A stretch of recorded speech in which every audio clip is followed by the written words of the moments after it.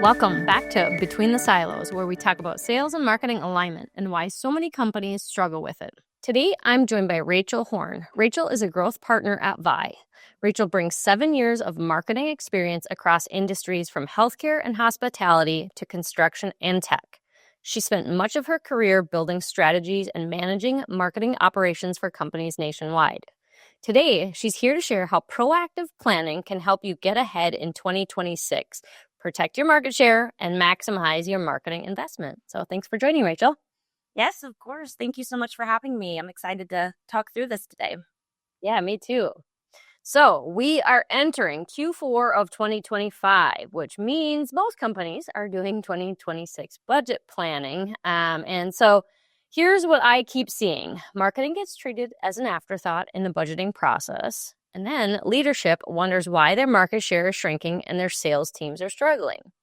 So today we're going to talk about how to flip that script and make marketing a more strategic priority. So I'd love to hear your take on that. Are you seeing that? Do you experience that?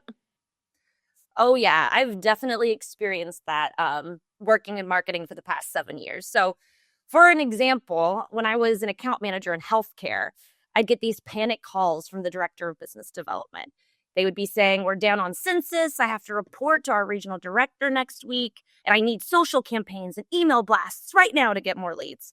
And in my head, all of the alarm bells were going off. I'm thinking to myself, how long have you been low on census? And who exactly are we trying to reach? And could this have been brought up months ago? But the problem was marketing was being used like a fire extinguisher. They were just trying to put out emergencies instead of using it as a steady growth engine. So quick wins like paid media campaigns can help short term, but if it's not a part of a broader coordinated plan, we're just throwing money at the problem. Why is that? Why do you think that happens? You know, a lot of times people don't really understand that marketing is an actual investment. They see themselves giving money to this that they're not going to get back in return. But in reality, if you create strategy around that, you should be making way more money than you are putting into it. Oh man, that's so true. I was just with an executive group of mine, and we were talking about marketing as an investment, and one that most people don't see it that way, and they have like sort of an expectation of when it delivers, and it's a pretty short window on when they think that should deliver. And so also interesting to think about like how long marketing takes, and it is sort of a, there's some quick wins, but there's also a bit of a long play in how that investment sort of grows over time. Do you agree with that? Oh, absolutely. I think another thing too is in the past, there wasn't a real way to track attribution. You know, people knew that marketing was working, but at the same time, they're like, what's the data around that? But nowadays, with technology growing and with AI and all of these different CRMs, you can actually track that investment and you can see the money coming in. Absolutely. Absolutely. So I don't know if you have any other stories. You kind of talked about one that was in panic. Do you have any other that you've experienced, maybe where they've done some proactive planning that really helped them? Yeah, absolutely. So last year I was working with this luxury landscaping company, and they really did it right. So they were growing fast. They were acquiring new businesses, expanding their services, and they were moving after a more affluent audience. And so when they came to me, they had 3 clear objectives. They said, we need to refresh our brand so that we're aligning with our new audience. We need to build a mobile first, user friendly website that drives leads. And we need a holistic marketing strategy. So traditional, digital, email, social, paid, the works, right? And so because they came with us with this well-defined business goal, my team was able to create a clear marketing path that tied directly to those revenue goals.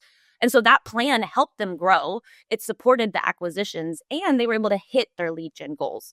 But of course, life is life. Unexpected things always come up. But we had that roadmap. And so we were able to pivot, but not lose focus on the broader picture. And so that's the difference between proactive and reactive marketing. I love that. And what you just said, the like, best clients for us, I think, come when they know what their business goal is. And we can come alongside and build a marketing strategy to help them achieve that. And so I think that's like best case scenario. But a lot of companies don't have that. They don't have the business goal and therefore they don't have the marketing goals or know what is realistic or how to get there. Right, absolutely. Well, people come to us because they know that we're the marketing experts, and so we should be prepared. When partnering with new clients, when they come to us and say we have these 1 to 3 year business goals, and we say, okay, based on those goals, let's create that marketing strategy to help you hit them. That's where we come in as that thought leader and as that partner. We're not just hitting buttons on marketing. We're actually creating that strategy and then jumping off of that. Totally agree. So you kind of alluded to this, but I'm gonna bring you back for a second. So, the why isn't this easier section that I usually do. So why do smart business leaders keep falling into the trap of reactive marketing? And why is it constantly getting deprioritized? There are multiple reasons for this, but the one that I see most often is just a lack of resources. So a lot of companies think that they can hire just a one marketing person and expect them to handle everything. But the reality of that is that they're only able to scratch the surface. I saw that firsthand when I worked at a nonprofit. Anyone that works in a nonprofit knows you have to wear multiple hats. And when I was doing it, I was sales, marketing, event planning, admin work, all of the stuff. And all of that is like multiple full-time jobs. And you can't be excellent at everything. You just end up being okay, and it's exhausting. And that's what's happening to these one-person marketing departments everywhere. And honestly, it's unmotivating for those people because they probably have very high expectations for themselves and the outcomes that they want to provide to the company. But if it's just them, they can't adequately provide good services. But when you partner with an agency or partner with somebody that has multiple experts, you can actually move the needle a lot faster. Yes. What else? Oh, well, what do you mean? What else? Oh, another. Sorry. Yeah, no, you said there's several. So, obviously, resources. I agree with that. I see that all of the time. The resource or lack thereof is a huge deal, and I always wonder why. Sometimes I think there's this belief that marketing, air quotes, marketing. One, I think there's a misconception of what marketing is and what it used to be. But two, I think people think because of what they think it was, it's a brochure, it's something beautiful, it's not strategic. They maybe think it's easy, or they don't fully see and appreciate the value of it. And so I totally agree with the resources. There are so many companies I meet with that are like, we're going to hire one person. And I'm like, wait, they're going to write, they're going to be strategic, they're going to do design, they're going to make your website updates, they're going to run paid. Like, that's not even realistic. Right. I know. And it's sad because I see a lot of companies, I talk to so many different groups of people and businesses, and inevitably they try that first, and they're kind of wasting money on it. And then they have to learn the hard way. And then they're like, we really need to talk to you because we understand that it takes an entire team to get all of this done right. And it's a hard lesson to learn, but it ends up happening eventually. It does. And it's usually then you talked about your fire extinguisher at the beginning. That's what I see happen is they try, like, I'm going to have this one unicorn, which is never possible. And then they try and they try and they try and they fail usually, or this one person is exceptional at something and not everything, because Right. that's realistic. And then they're sort of like behind the eight ball though. Then they're like, we need to go, and we need to go now and fast. And I think it's always that, like, man, I really wish we could have gotten ahead of this, but sometimes people just need to go through it to see and appreciate it. Oh, yeah. And it's funny because sometimes going to a marketing agency is a part of acting reactively in your marketing plan. I've talked to so many people, they're like, we are so, like, we've made the mistake. We need help right now. Can we please partner with you? And we need this to turn around in a month. And it's like, whoa. I hear you loud and clear, and I understand that you are down because you haven't invested properly, but we have to build a strong strategy to really get these outcomes. Because again, even if you have an entire team, things don't happen overnight. You have to really build out that strategy, understand who your target audiences are, craft those messages put it out there, test it, see what works, see what doesn't, and then continuously optimize from there. Um, yeah. Yeah, I totally agree. You're right. We get pulled in, and I think it could be said for internal marketing teams, agencies, it doesn't really matter, but you get that like panic at the end, and they expect a miracle, if you will. And it's like if you didn't get there before and you don't have the foundation built, it's going to take time. And I think that's probably the thing we run into most. Would you agree with that? Is like people are losing patience and they're like, I don't care what you have to do, just make it happen. And it's like we can make it happen, but we also have to be realistic on how long it's going to take to turn it around and start to see results. And that's where people usually get exhausted in that and like probably go back to deprioritizing marketing. Yeah, absolutely. I'm an impatient person. I'm plagued with being impatient. I totally understand wanting something to happen right now. But the reality of most things is that it does take a little bit of patience to get that ball rolling. And then once it's rolling, it's amazing what marketing can do for your company and your sales. Totally agree. So on that note of thinking about, okay, so we're at the end of 2025, thinking about 2026, and we're kind of begging people, right? Like make marketing a priority, put that at the leadership table and understand where you need to go, how much you need to invest. So knowing that, are there any trends that companies should be thinking about as they head into 2026 as they're thinking about marketing? Yeah, absolutely. Well, and first off, I kind of want to say before I jump into trends, um, right now, I think a lot of people are budget conscious, right? And the first thing that people typically cut, like we mentioned earlier, is marketing. And this is an incredible time to not be one of those companies and to invest in it and to be louder than your competition because you are going to be in front of your audience way more than the other people that are cutting their marketing. And the more you're in front of your audience, the more opportunities you have to close and make those conversions. So, just wanted to throw that one out there before going into trends.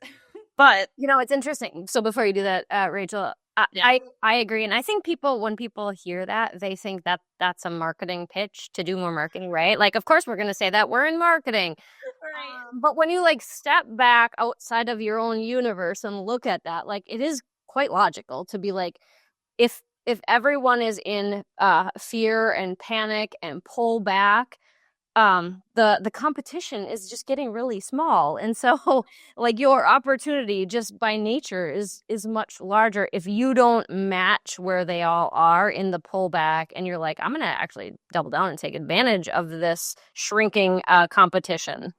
Oh, yes, absolutely. I mean, it makes sense, right? If you are in front of your audience more, they're going to be thinking about you more. And when the problem comes up that you solve for, they'll end up going to you other than the competitors because they're not seeing the competitors. They're not really aware of the competitors and they don't know how they're going to solve the problem. The more you're in front of your audience, the more at bats you have. And the thing is, too, though, again, you have to be strategic about this. You don't want to completely inundate your target audience and just say, hey, I'm here. It's got to be very strategic and you have to look like a partner to your clients and be someone that they want to work with. So Yeah. yep. Yeah, I agree. Take me through what are you seeing? You meet with a ton of companies. You are probably one of the masters of networking and prospecting, and so you come across a lot of different companies. So what are they seeing and saying as they're thinking about their marketing for 2026? Yeah. What are they seeing and what are they thinking? Well, a lot of times when I'm talking to different businesses, it's so funny because the first thing that they think of with marketing, they think of organic social media. Almost always they ask me, does your company handle organic social media? And I always answer back with, well, why do you need organic social media? What are your goals? What are your business goals? And then inevitably they're saying, well, obviously we want lead generation, but we feel like we need to be out there and we need organic, content. We just need to post. And so I don't think organic social media is a trend. I think it's like a misconception like that most people have is that they need to be focusing solely on that. I think you're right. I think people look at lead gen as a need and they start with the tactic. So they start with, I need social media. When you're like, how did you arrive to that? Is that where your personas are? Do you have data showing that? And so I'm totally tracking with you there. Things I'm seeing right now, and tell me if you agree or disagree. There's a handful of things that I think are popping up on the radar of what people think they should be doing. And I think a lot of them are pretty good. Yeah. So I see the like AI and human blending, and like creative messaging, creative strategy being a part of that. So how do I optimize what I'm doing using AI, but not making it exclusively AI? Yeah, Is a trend I'm seeing. Do you see that? totally. Yeah. And I think a part of that, what I'm seeing sort of as like the piggyback to that, is the personalization of what we're doing. That seems to be really a really popular trend right now, is like making sure you are being very personalized and specific. And so like the next trend I see is like really niching down almost. So a lot more of like the account-based marketing, one-to-one, very personalized, very specific to that person we're talking to, being like where it's at right now, like very pointed messaging to a very small group of people that need you, and you're going to work them over a period of time, or really be sort of like thought leaders with them, for them. Yeah, absolutely. I see those as trends as a marketing person. I don't see those as trends of people. Like, people aren't saying that stuff to me. When I say that stuff to them, they love it and they want it because it makes sense. But I don't think people are really aware of the personalization as much. From my experience with the networking, it's something that they need, but they're not aware of it. That's such a good point. Yeah, we see it because we're in the world of it, right? But they maybe don't see that. They maybe see either one, like the result they need, leads, or the tactic they think they need, social media, and they're not going like, what is that business outcome, and what are all the things happening, and what's the best strategy to get there, aka, personalization, niching down, that kind of thing. Exactly. Because, we're the experts in marketing. They're not the experts in marketing. They know what their business goals are. And all they know about marketing is social media, because that's just Right. like, that's how they are getting targeted most of the time. And you know what? There's so much subliminal marketing that happens where they don't even realize that they're getting hit with certain things online. But I feel like social media is the most obvious. Since it's the most obvious, that's what they see. And then that's what they think that they need. So true. There are times like when you're explaining something to someone and you're like, has this ever happened to you? Have you ever looked for something and then you left that website and then you did something else and you had an ad and you were like, how did they know? Like that is a strategy. And they're like, oh, okay.